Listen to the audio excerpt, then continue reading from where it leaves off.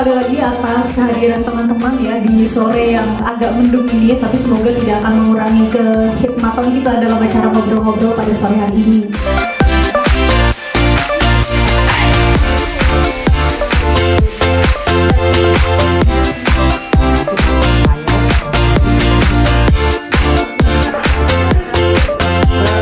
Ketika kita bilang beban ganda, itu seolah-olah itu tidak bisa dirubah.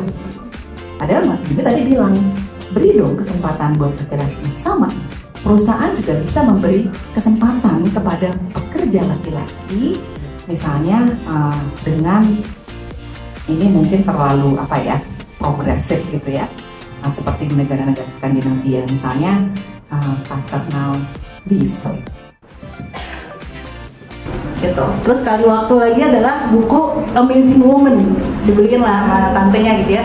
Amazing Woman di situ isinya itu ada Greta Thunberg ya kan, terus ada Michelle Obama dan lain-lain sebagainya. Terus dia nanya, kok ibu nggak ada di sini? Jadi ketika tadi saya juga bilang tentang penting sekali juga representasi gitu ya. Yang saya pengen kan sebenarnya adalah untuk memperlihatkan dia juga bahwa ya tadi ya dengan buku Amazing Woman itu kayak, hey perempuan juga bisa loh untuk melakukan pekerjaan ABCDE gitu ya. Tapi kita lupa ada layer lainnya, ada interseksionalitasnya itu ya. Yang ada di buku itu tuh nggak ada yang mirip dia. Orang Indonesianya mana gitu kan. Itulah kemudian yang perlu juga kita sadari dari anak-anak gitu ya.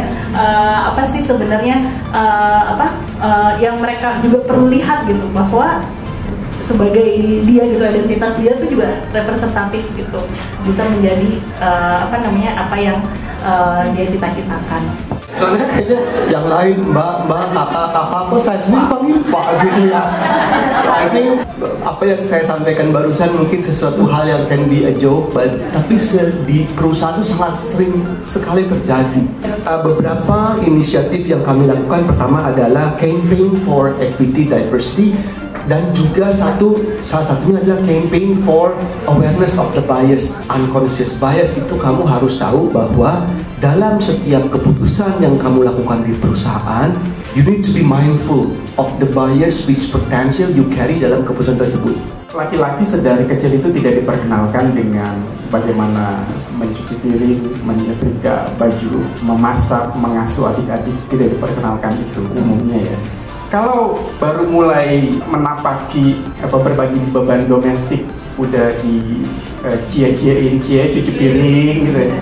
Ya pada akhirnya dia akan kembali mundur dan mempraktikkan norma gender tradisional. Belum lagi ada laki-laki yang merasa ketika dia melakukan pekerjaan domestik, maskulinitasnya runtuh.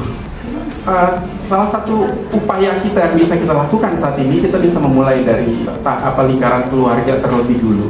Itu yang paling dekat. Kita sudah semestinya mulai memperkenalkan kepada anak laki-laki berbagi beban. Tidak ada memisahkan atau memilah ini pekerjaan anak perempuan, ini pekerjaan anak laki-laki.